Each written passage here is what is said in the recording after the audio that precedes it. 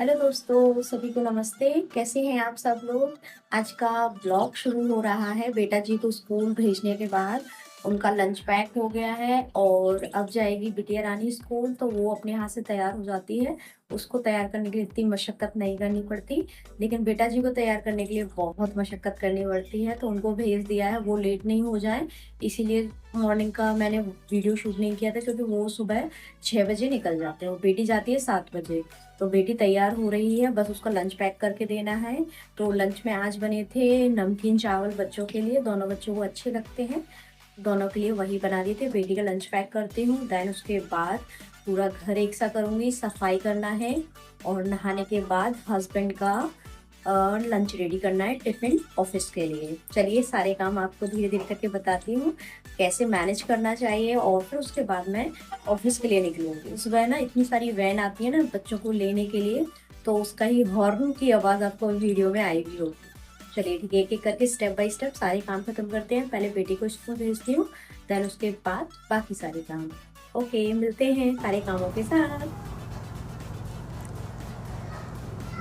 ये मैं कर रही हूँ बेटी का लंच पैक, क्योंकि बेटी बस जाने ही वाली है। वो तैयार हो गई थी तो बोलती है माँ लंच पैक कर दीजिए, तो बस मैं लंच पैक करने लगी। और लंच में मैंने बेटे के लिए भी नमकीन चावल रखे हुए थे और बिटिया के लिए भी थोड़ी सी ककड़ी रखी थी, वो काट दी थी और ना टमाटर काट दिया था और नमक डाल के दोनों बच्चे खा लेते हैं। तो फिर टिफ़िन में दे देती हूँ।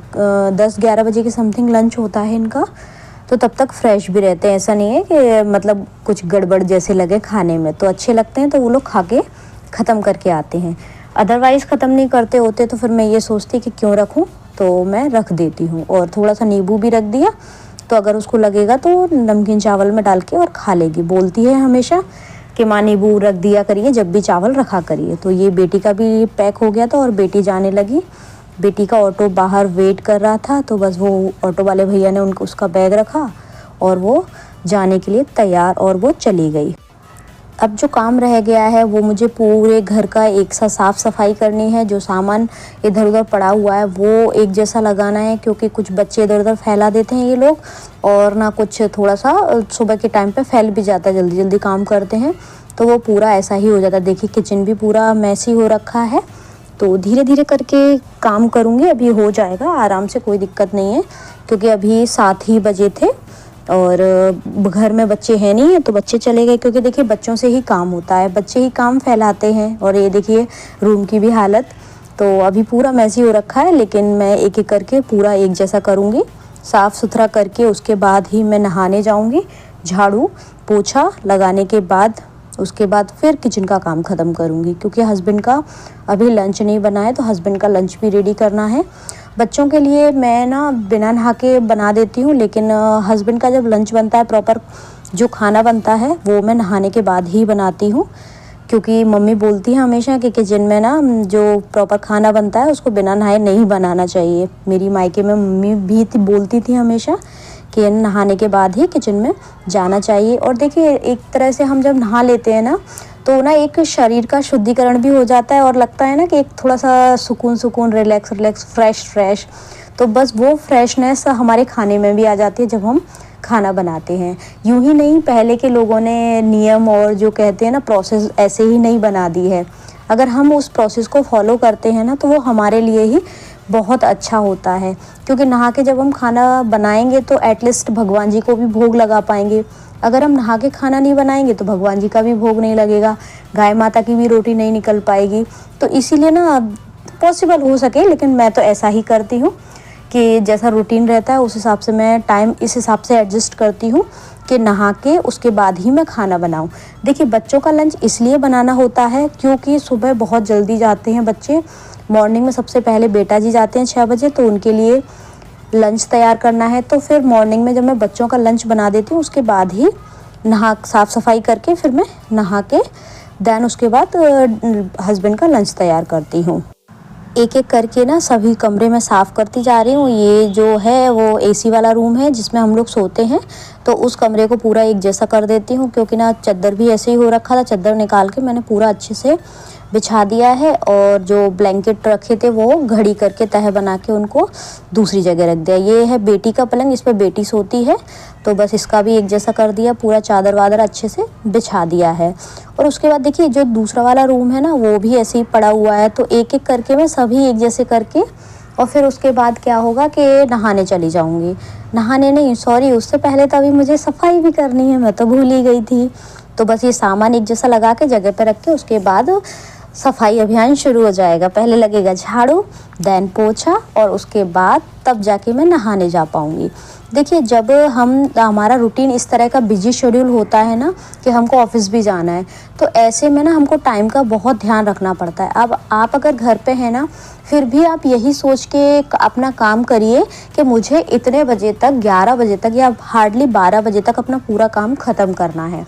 और ना उसी के एल्गोरिथम में, उसी की स्पीड में, अगर टाइम की स्पीड के हिसाब से आप काम करेंगी ना तो वो आपके लिए भी बहुत अच्छा रहेगा। क्योंकि देखिए एक लेजीनेस अगर रहेगी, अरे कर लेंगे, कौन सा जगह कहीं जाना है, घर पे ही तो रहना है, कर लेंगे, तो कर लेंगे उस चक्कर में पता है एक तो आपका टाइम ख़राब हो जाता है, दूसरा एनर्जी ज़्यादा लगती है। क्योंकि देखिए आपने अगर 11 बजे तक आपके घर के जो रूटीन वर्क हैं वो ख़त्म नहीं किए, जैसे अगर आप घर पे भी रहती हैं तब, तो फिर आपका टाइम लेट होता जाएगा। और गर्मियों में तो 12 से 1 बजे तक इतनी धूप हो जाती है, इतनी धूप, आजकल तो सुबह होती कहाँ है, आजकल तो सीधे दोपहर हो जाती है। तो 10-11 बजे से ही ऐसा मौसम हो जाता है बिल्कुल कि आपको किचन में ऐसा लगेगा अरे कहाँ से कहाँ खाना बनाना पड़ रहा है।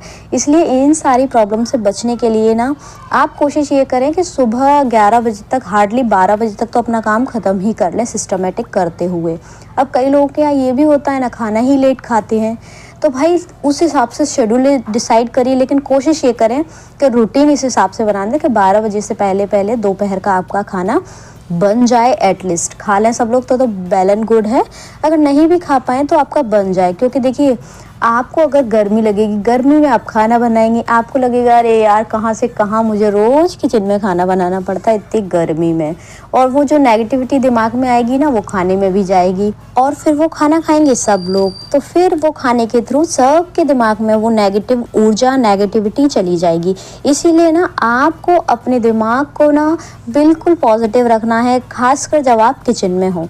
जब आप किचन में होती हैं और फ्रेश माइंड से खुश होकर खाना बनाते हैं ना, तो आपके घर के लोगों के भी सकारात्मक ऊर्जा दिमाग में बनी रहती है। तो इसीलिए कहते हैं ना कि शांत मन से हमेशा खाना बनाना चाहिए, खाना हमेशा खुश होकर बनाना चाहिए। तो इस तरह की बातें जो होती हैं ना वो जेन्युइन होती हैं, इसीलिए ना हमको हमेशा फ्रेश माइंड में खाना बनाना चाहिए। और जो घर के जितने भी सदस्य हैं ना उनको भी इस चीज़ का ध्यान रखना चाहिए, भाई जो किचन में खाना बना रही है ना उसका मूड एकदम फ्रेश रखो, तो खाने में स्वाद भी आएगा और ना हमको पॉजिटिविटी भी मिलेगी। अब देखिए मैंने एक एक करके ना सारे रूम साफ़ कर दिए, पोछा भी लग गया है, झाड़ू भी लग गया है, साफ़ सफाई बिल्कुल हो गई है, तो एकदम पिच परफेक्ट घर हो गया है। लेकिन कब तक? जब तक बच्चे नहीं आए हैं तब तक। लेकिन बच्चे देखिए होते हैं तभी फैलता है। अब बच्चे बड़े हो जाएंगे उसके बाद हमको लगेगा कि अरे घर तो हमारा हमेशा नीट एंड क्लीन बना ही रहता है। तो इसीलिए ना ये पल है ना, इनको भी इंजॉय करिए, ये मोमेंट को भी कैप्चर करिए, क्योंकि देखिए जो बच्चे हैं ना वो भी ईश्वर की ब्लेसिंग होती हैं हमारे लिए। अब हो रहे हैं 7:40 और अब मैं जाती हूँ नहाने के लिए। देखिए मतलब 7 बजे से मैंने लगभग काम शुरू किया था और अभी मैं ना 7:40 तक फ्री हो गई थी, पूरा सारा A to Z काम करके।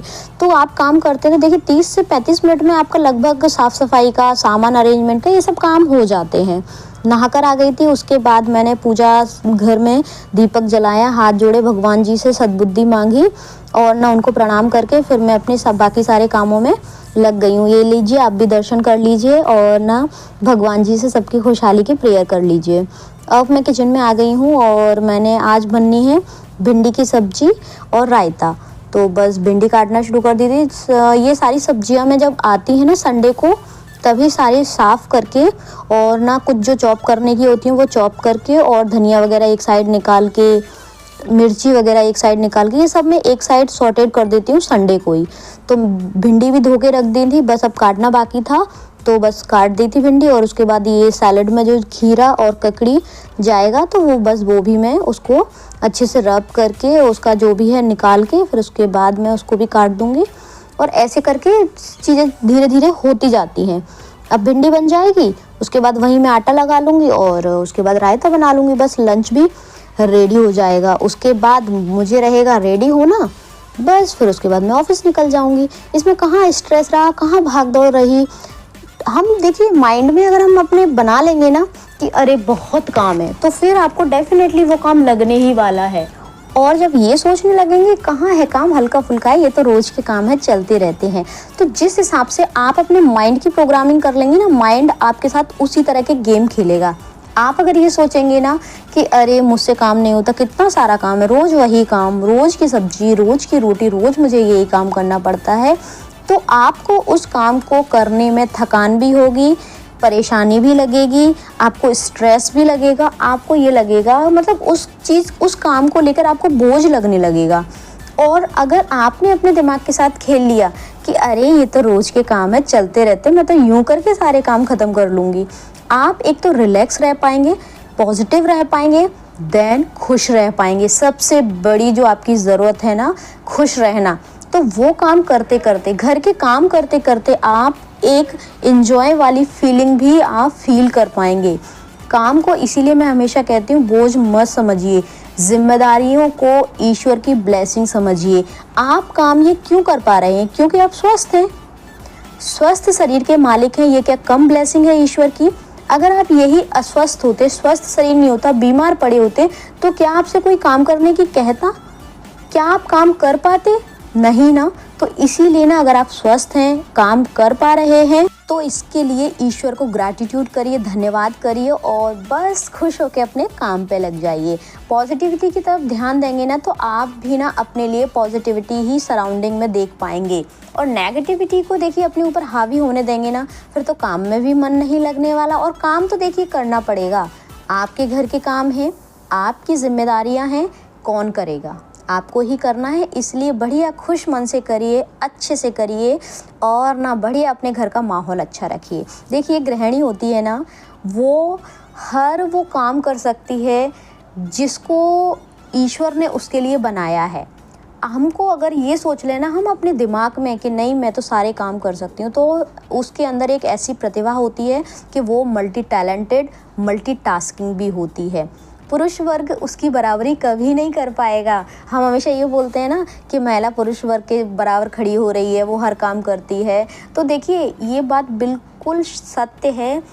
जितनी क्षमताएं औरत के अंदर होती है, महिला के अंदर होती हैं, सहन करने की पोटेंशियल उसके अंदर, और बाकी चीज़ काम करने की क्षमता, भावनाएं, फीलिंग्स, जो चीज़ एक लेडी के अंदर होती है ना, वो पुरुष के अंदर कभी नहीं हो सकती। देखिए यहाँ मैं ना ये नहीं कह रही हूँ कि पुरुष वर्ग कुछ नहीं कर सकता या उसके अंदर भावनाएं नहीं होती, नहीं, लेकिन इसको ना कहते हैं ना, एक जो फीलिंग्स होती हैं वो भी यूनिवर्स ने, ईश्वर ने महिला को ज़्यादा दी है। इस चीज़ से तो आप एग्री करेंगे।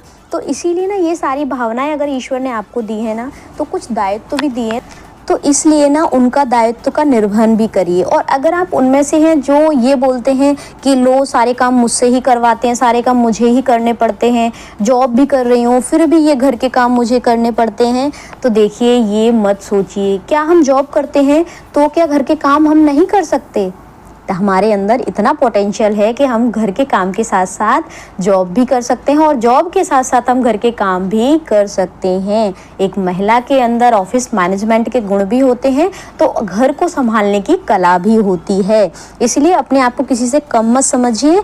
और अगर इस तरह की भावनाएं कभी दिमाग में आती भी है ना, तो उनको पॉजिटिविटी के थ्रू बदल दीजिए। जब भी ये लगे ना कि क्यों मैं ही क्यों घर के काम करूं, मैं तो जॉब करती हूँ, मेरे हस्बैंड जॉब करते हैं तो मैं भी करती हूँ, तो मैं घर के काम नहीं करूँगी, या फिर वो भी करें बिल्कुल बराबर से करें तब मैं करूँगी। देखिए अगर वो आपका सहयोग कर देते हैं तो ये उनकी अच्छाई है। और अगर कोई नहीं भी करता है ना, तो देखिए जॉब आप अगर कर रहे हैं तो अपने लिए कर रहे हैं, अपने फ्यूचर को सिक्योर करने के लिए कर रहे हैं, अपने बच्चों की अच्छी परवरिश के लिए कर रहे हैं। तो ये किसी पर ढिंगरा मत फोड़िए, ये किसी पर थोपिए मत कि मैं कर रही हूँ, मैं कर रही हूँ, ये मत करिए। ईश्वर ने आपको इस लायक बनाया है, इसलिए आप कर पा रहे हैं। इस तरह की पॉजिटिविटी रखिए और मस्त रहिए और एकदम खुश रहिए, क्योंकि खुश रहेंगे तभी सारी चीज़ें मैनेज कर पाएंगे और सारे काम कर पाएंगे। आप सोच रहे होंगे ओ माय गॉड इतना सारा ज्ञान, ये ज्ञान नहीं, ये रियलिटी है हमारी लाइफ की। अगर हम इसको इम्प्लीमेंट कर लेते हैं ना लाइफ में तो मज़ा आ जाता है, लाइफ बेहतरीन हो जाती है। देखिए 9 बजने में 5 मिनट बाकी है और मेरे सारे काम ख़त्म हो गए हैं। हस्बैंड का लंच पैक हो गया है, पूरा घर प्रेजेंटेबल हो गया है। अब मैं बस अपने ऑफिस के लिए तैयार होंगी। एक डब्बा रखा हुआ था, मैंने सोचा चलते फिरते इसको भी रख दो।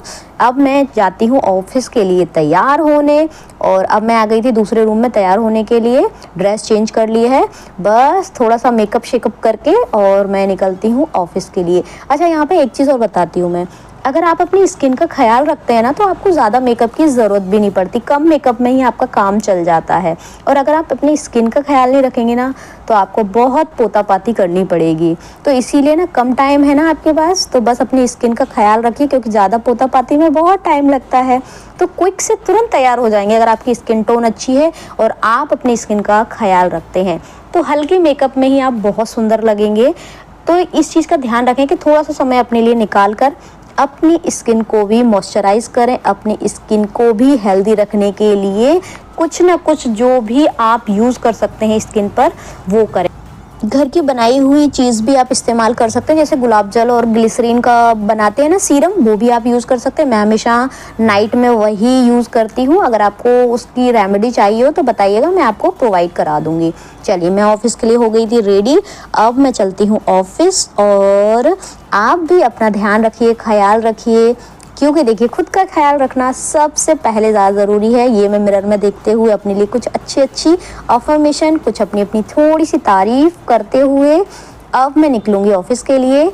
आप सभी लोगों के लिए टाटा बाय बाय। और अगर ब्लॉग किसी वजह से भी अच्छा लगा हो तो प्लीज़ चैनल को लाइक शेयर सब्सक्राइब ज़रूर करिएगा।